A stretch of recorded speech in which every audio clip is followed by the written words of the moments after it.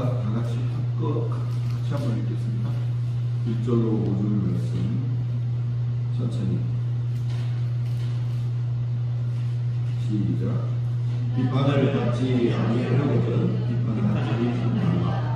너희가 받는 그 비판으로 너희가 비판을 받을 것이요 너희가 헤아리는 그 헤아림으로 너희가 헤아림을 받을 것입니다. 어찌하여 형제의 눈 속에 있는 티는 보고 내 눈 속에 있는 별보는 깨닫지 못하느냐. 보라, 내 눈 속에 별보가 있는데 어찌하여 형제에게 말하되 나로 내 눈에 티를 빼느냐. 계시하나요? 내 눈 속에서 별보를 빼라. 그 후에야 밝히 보고 형제의 눈 속에서 티를 빼라.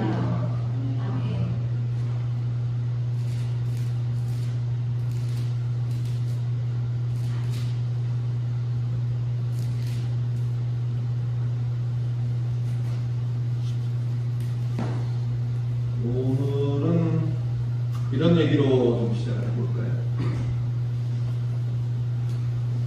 여러분, 설교란 무엇인가요? 목사님들이 하시는 거잖아요.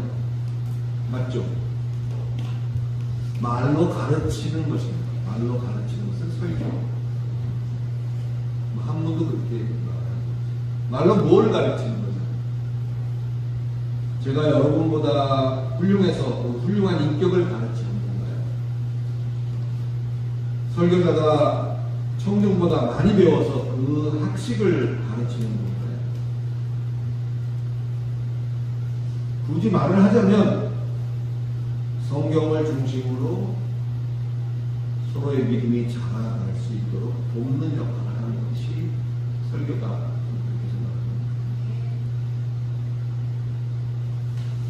우리가 오늘도 읽었습니다만 우리가 늘 이렇게 휴대하고 다니는 성경이 이런 형태로 된 것은 불과 그렇게 오래되지 않았습니다. 현재 성경은 구약이 39권, 신약이 27권, 그래서 고학 66개의 제목을 가진 소책자로 구성이 되어 있는 거죠.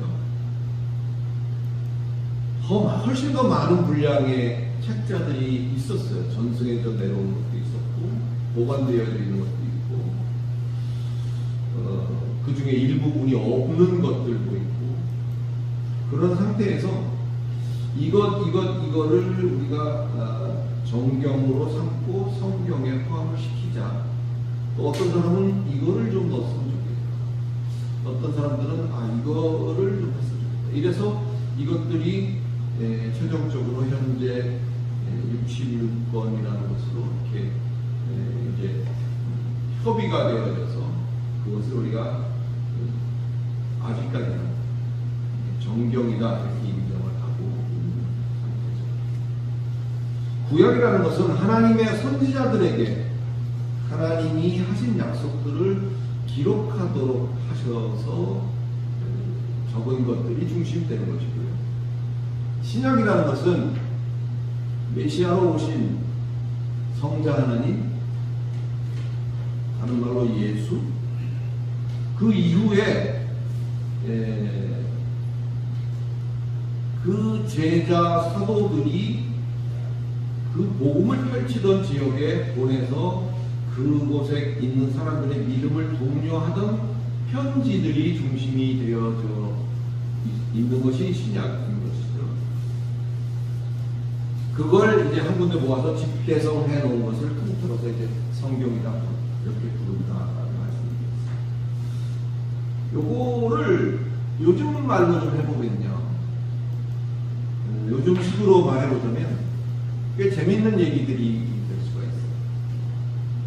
그 당시만 해도 뭐 편지를 하나 보내려면 좀 튼튼하고 잘 달리는 사람을 불러다가 편지 쓴 것을 주고, 그죠? 네, 어디 갔다가 좀 전해달라는, 그 사람이 하루에 가는 게 아니에요. 얼마나 걸릴지 몰라요. 가서 그걸 전달해 주는 그런 형태입니다.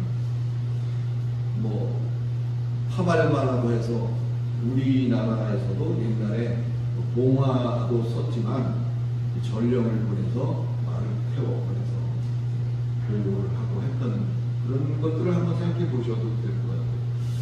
요즘 서신 그러면 무슨 소리인지 모르는 아이들도 많아요.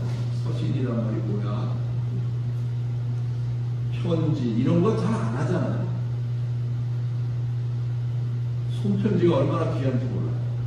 정성스럽게 손으로 써서 정당하면 의미가 배가가 됩니다. 그 자리를 대신해서 뭐 카톡이나 문자나 여러 가지 그런 것들이 뭐 우리가 상상할 수 없는 그런 횟수를 차지하고 있고 그런 것들이 그 자리를 메꾸고 있는 거예요. 개인적으로 제가 집사님들이랑 누구하고 이렇게 뭐 톡을 주고받았다고 해봅시다. 뭐 요즘 편지를 안 쓴다고 하니까 카톡 많이 오잖아요. 하루에도 얼마나 울려대는지 다른 일을 볼 수가 없을 정도로 울려대는 게 카톡이고 문자입니다. 당사자들이 주고받은 당사자들이 살아있는 동안에는 뭐 몇 달 후에 또는 뭐 한 1, 2년 후에 그 문자 내용을 톡 내용을 보더라도 기억이 나죠. 아 이때 어떤 일이 있었고 무엇 때문에 내가 이런 얘기를 했었고 또 무엇 때문에 저 사람이 저런 답변을 했었다는 게 일목요연하게 기억이 됩니다. 그런데 그 당사자들이 이제 세상을 떠나고 없고 나중에 훗날에 그 자손의 자손들이 이제 할아버지 또는 증조할 할아버지의 그 문자 주고받은 내용을 봤다고 한번 생각해 보세요. 그러면 물어볼 수도 없잖아요. 근데 왜 이 문자가 여기 이렇게 쓰여져 있을까? 또 그것을 쓰기까지 어떤 환경 속에서 이걸 썼을까? 그런 것들을 정확하게 알 수는 없을 거예요. 거기 표현되어 있는 것들을 가지고 유추해서 생각하는 것 뿐이겠죠.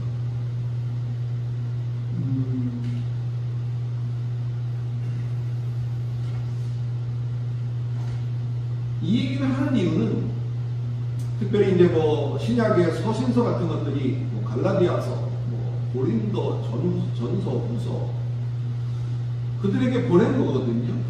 사도 바울이 그들에게 보냈어요. 그 편지를 보낼 때 어떤 상황에서 보냈는지는 지금 바울도 없고 갈라디아 사람들도 다 죽어 없습니다. 그저 단지 딸랑 그 문서만 남아있는 거죠. 서신 편지만 남아있는 거죠.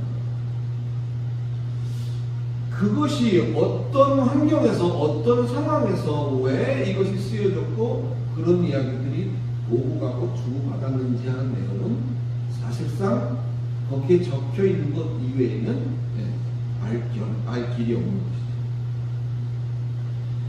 것이죠.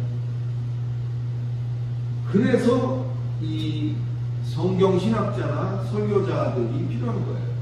그것을 연구해서 왜 그때 정황은 어땠고 그때 상황은 어땠고를 연구해서 가급적인 오해가 생기지 않도록 그 보낸 자와 받는 자와 뭐의 어떤 그런 것들을 좀 더 분명히 하려는 시도, 그것이 성경신학자들이나 설교자의 역할로서 매우 중요해지는 그런 장면입니다.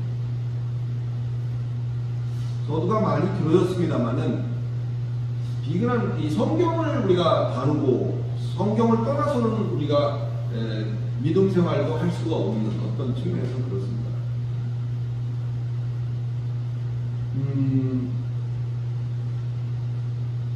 내 시작은 미약하나 그 끝은 창대하리라. 들어보신 적이 있으시죠? 어디에 나오는 거죠, 이게? 욥기에 나오죠. 욥기에 나오죠. 근데 주로 우리가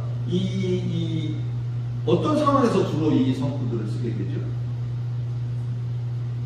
네, 이제 뭐 개혁을 했거나, 이제 뭐 시작을 했거나, 뭔가를 이제 꿈꾸고 계획하는 사람에게 이제 위로와 용기를 주기 위해서 우리가 이 말을 쓰죠. 내 시작은 미약하지만 이 끝은 창대해진 거다. 사실 이 얘기는 오늘 제가 처음 하는 얘기는 아니에요. 욥기서 8장 7절의 말씀이에요. 사실은. 이 구절의 정체가 뭘까요? 이 구절의 정체. 우리가 성경을 읽으면서 성경을 많이 읽는 것 굉장히 신앙생활에 도움이 됩니다. 성경을 읽으면서 그 중에서 특별히 내게 마음에 꽂히는 그런 구절이 있어요. 뭐 다 똑같지는 않을 거예요. 뭐 각자 얼굴 생김이 다른 것처럼 자기가 선호하고 좋아하고 정말 모토로 삼는 그런 성구들은 다 다를 수 있어요. 그런 것들을 많이 알고 있고 또 많이 저장해 놓으면 세계에서 그를 노벨 문학상 아마 따라갈 자가 없을 거예요. 그 유려한 문체와 또 유려한 그 표현과 하는 것들은 성경은 너무 좋은 것들이 많습니다. 그러나 우리가 조심해야 될 부분들이 오늘 이런 것들이에요. 내 시작은 미약하였으나 내 끝은 창대하리라. 이렇게 우리가 성경 속에 있는 표현과 단어와 어떤 문장들을 인용해서 내 모토로 삼고 우리가 사용하는 것 굉장히 바람직합니다. 그러나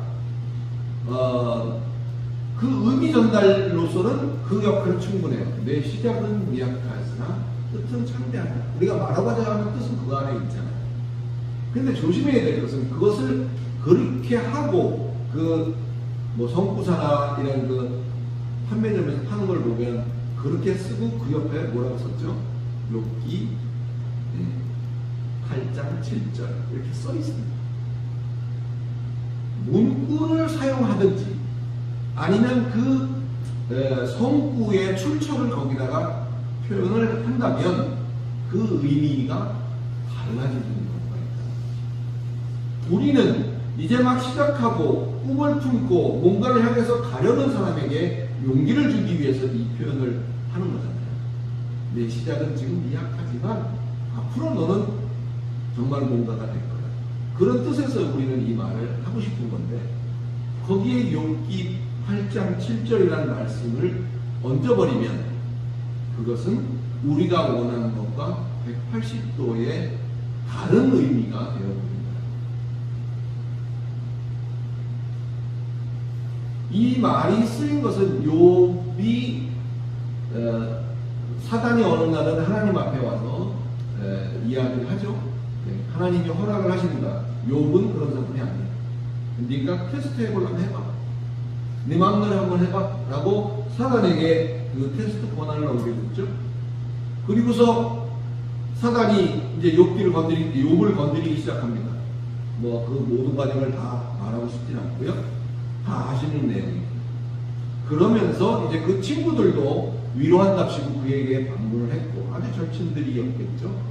와서 이야기를 하고 하면서 욥에게 네가 왜 그런지 너 아니? 뭐 여러 가지 이런 얘기로 주고받다가 무슨 얘기를 하냐면 내가 지금 하고 있는 그것은 아주 작은 죄이지만 그 죄가 그 범죄가 하나님 앞에 네가 잘못한 뭔가가 있으니까 하나님께 이런 상황을 겪는 거다.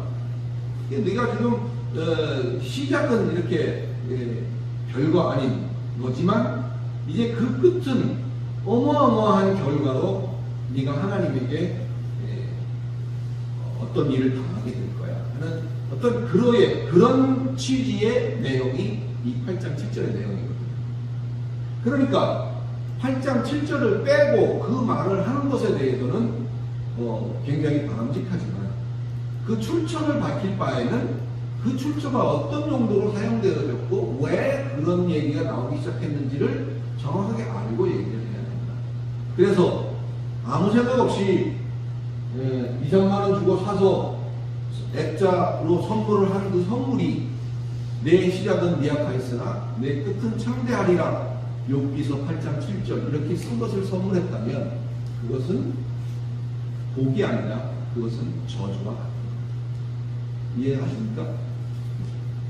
그래서 우리는 믿음 생활을 하고 또 신앙생활을 할 때 성경을 가지고 다루고 성경이 바탕이 되고 중심이 되어져서 신앙생활을 해야 되는 것인데 어떤 이와 같은 엉뚱한 결과를 가져오지 않기 위해서는 어떻게 된다? 하나님을 아는 바른 지식과 함께 우리가 써야 됩니다. 너가 너무 길었습니다만은 특히 성경을 다루고 가르치는 사람들을 경각심을 가져야 할 그런 제목이라고 생각합니다. 얼른 오늘 본문으로 들어가 볼까요? 우리가 살피고 있는 산상수훈 역시 매우 조심히 신중히 그렇게 다뤄야 되는 것 중에 하나입니다. 그 전까지는 전승으로만 알게 되었어요. 특히 유대인의 교육 방식은 모계를 통해서 이렇게 이어져 옵니다. 엄마가 자식을 낳고 그 자식을 품고 안고 젖을 먹이고 키우면서 엄마의 가르침이 상당 부분이 전승이 되어서 그렇게 수백 년 이상을 이어온 내용들이거든요. 그래서 그 위에서 그런 얘기를 듣고 자란 아이가 또 자기 자녀에게 원본이 있었다면 이제 자꾸 계속 복사본이 생기기 시작하는 거예요. 그러니까 여러분 그런 우리 게임도 있잖아요. 한 줄로 10명, 20명을 쭉 세워놓고 맨 앞에다가 무슨 메시지를 주면 뒤로 전달했을 때 과연 맨 끝에 전달된 내용이 앞의 내용과 얼마나 다른가, 얼마나 우스꽝스럽게 변했는가 하는 것이 그 어떤 게임의 핵심 포인트인 게 있거든요. 성경은 마찬가지입니다. 오리지널이 어떤 과정을 거쳐서 수천 년을 이어오는 과정 속에서 어떻게 지금 이해되어지고 있는가 하는 것은 오리지널 쪽에서 본다면 상당히 우스운 일도 많을 거예요. 마태복음 5장의 천거리에서 마태복음 5장 1, 2절 한번 볼까요?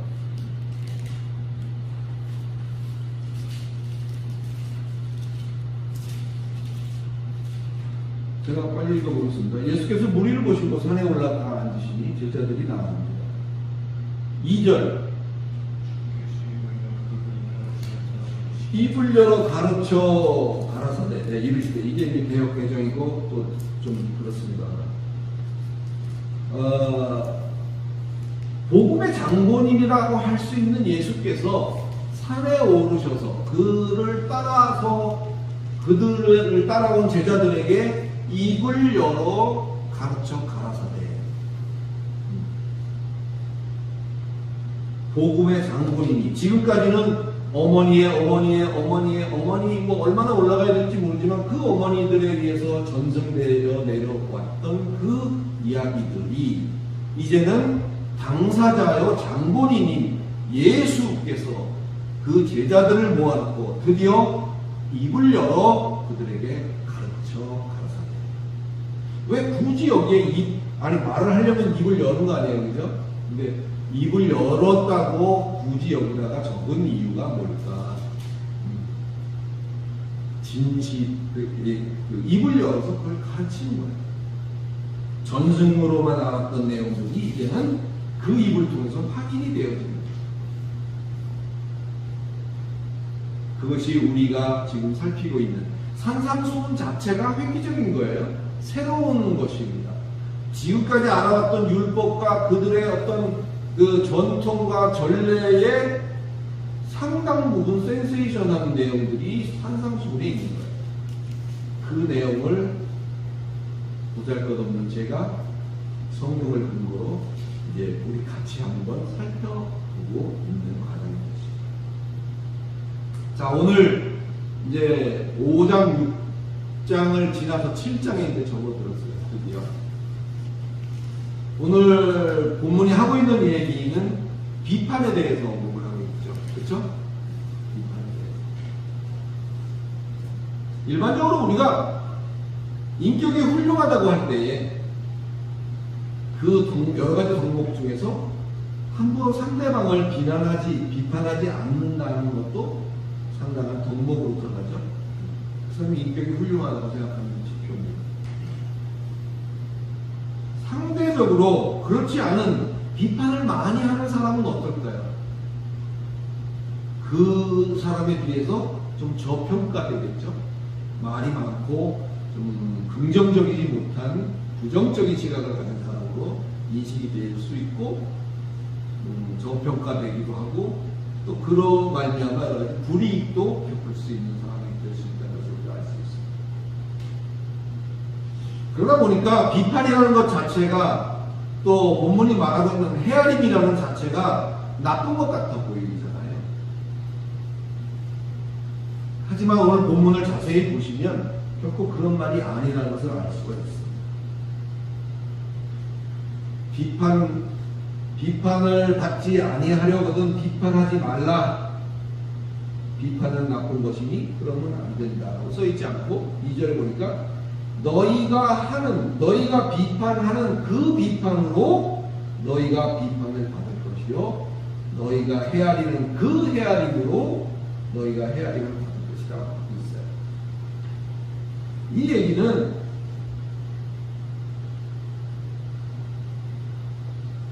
무조건적으로 그걸 나쁜 거니까 하지 말라고 하는 것이 아니죠. 오늘 본문이 하려고 하는 말은 지금 너희들이 하고 있는 그 비판과 그 헤아림으로는 하지 마라. 그 말을 하고 있는 거잖아요. 그죠? 그럼 우리들이 하고 있는 비판과 헤아림은 어떤 걸까요? 뒷담화 같은 걸까요?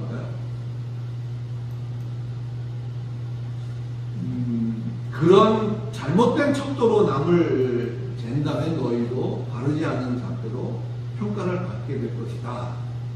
이런 정도로 우리 이해할 수가 있어요. 그죠?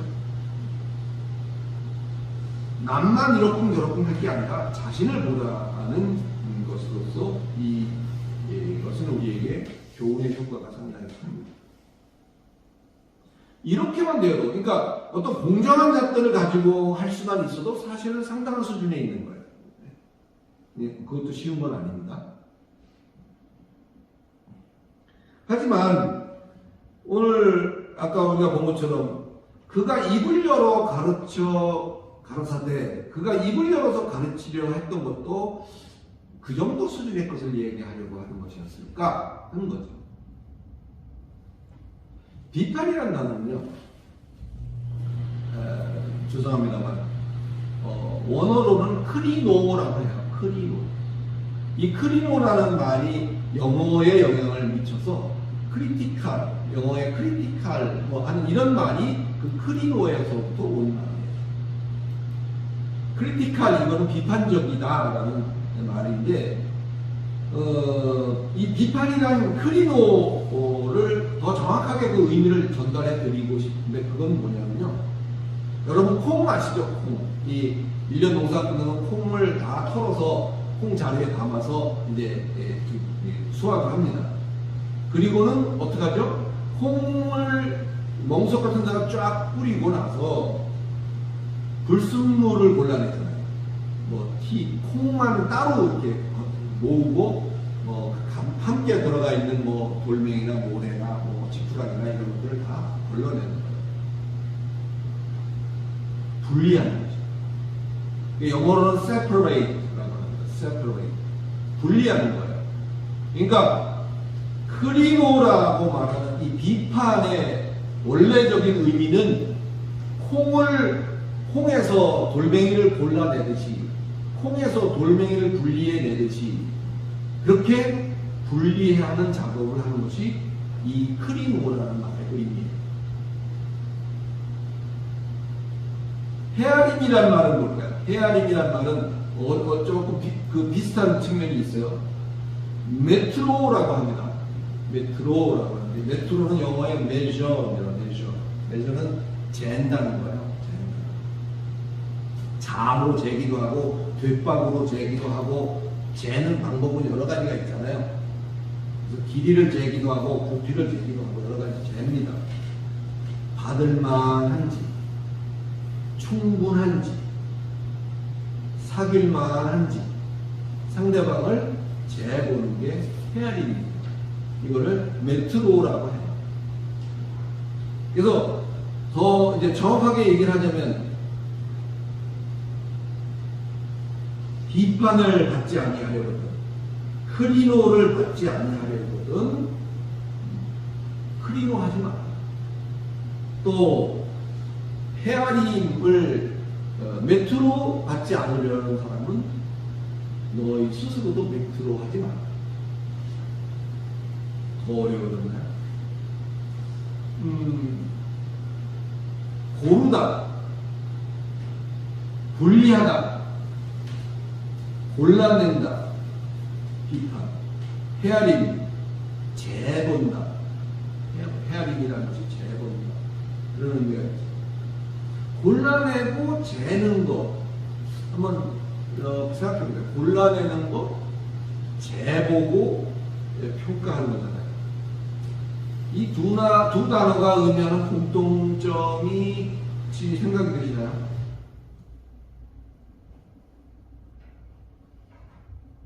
분리해서 골라내고 또 재보는 거.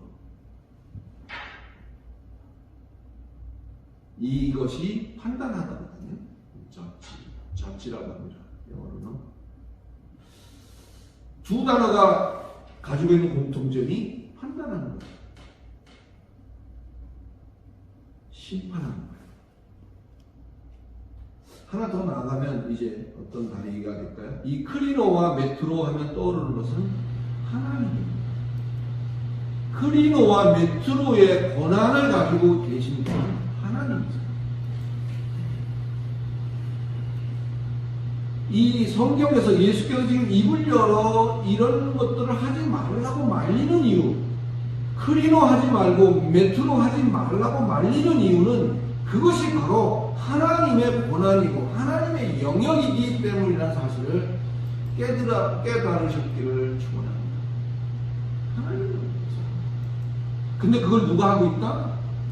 사람인 너희들이 하고 있다는 거죠.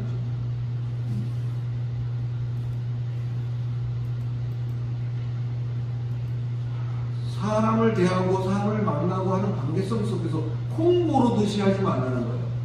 너는 내 기준에서 너는 이쪽, 너는 이쪽 고르는 거죠. 또 얘는 사귈만 한가? 얘는 충분한가? 이렇게 재보는 거죠. 이 메트로 그게 해야 됩니다. 흉보고 뒷담화하는 것도 별로지만 이 무서운 일을 아무 생각 없이 해내고 있는 우리도 사실 굉장히 대단합니다. 오늘 이후로 우리가 이러한 사실을 알았습니다. 이제 우리는 그런 일에서 좀 멀리 해야 되겠죠.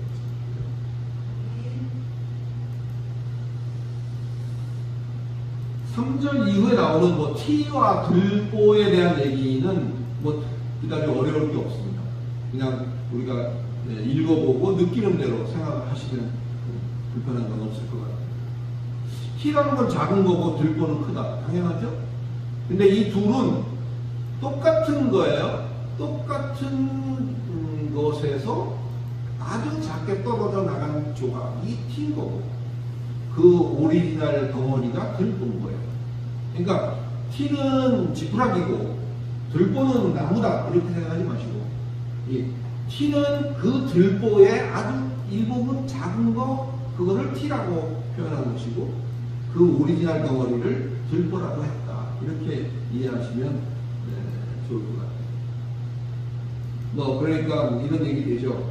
큰 허물을 가지고 자기는 볼 줄 모르고 남의 작은 흙만 봐서는 안 된다. 이런 거는 충분히 우리가 이해할 수 있는 거죠.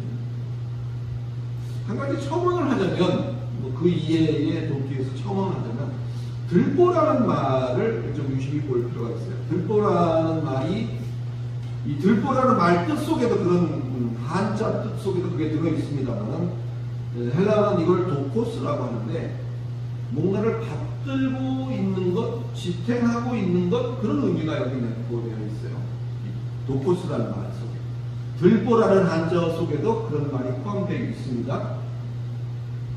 그러나 성도님은 우리가 받들고 있는 것이 뭘까? 이쯤에서 한번 생각을 해보죠. 우리는 무엇이 나를 지탱하고 있는 걸까? 이런 부분도 우리에게 스스로 질문을 던져보실 수 있기 바랍니다. 나는 무엇을 지탱하고 있지? 나를 나에게 지탱시켜주는 게 뭘까? 세상 지식과 명예, 자기 욕심과 자아 실현, 이런 종류만으로 구성되어 있지는 않은 것인지 우리 스스로를 돌아볼 거예요. 형제의 티를 보면서 항상 그걸 먼저 살펴야 한다. 형제를 볼 때, 저 사람이 저런 구석이 있네? 난 어떻지? 이걸 요구하는 거예요. 형제의 티를 보면서, 그걸 보면서, 타산지석이라는 말이 있잖아요. 그걸 보면서 나를 살펴야 한다. 그런 말로 깨달으시면 더 금상첨화가 될 것 같아요. 너희 자신부터 바른 가치관을 가져라. 그것이죠. 뭐가 바른 것이죠? 치우침 없이, 치우침이 없는 그것이 바른 것입니다. 성경은 늘 그런 표현을 여기저기서 하고 있는 거 기억나시죠? 좌우나 우로나 치우치지 말라는 표현도 있어. 그런 것들이 다 이렇게 조각조각 끼워 맞춰질 수가 있는, 그게 떠오르실 거예요. 그래서 치우침이 없이 올곧고 바른 것, 편견이나 선입견도 그런 데에 속하는 것들이 늘 우리는 하나님의 말씀을 잣대 삼아서 남이 아닌 나 자신을 향한 공정한 추를 갖는 것이 얼마나 중요한지, 남을 보기 위한 것이다. 지난 시간에도 얘기했습니다만 성경은 이렇게 말해요.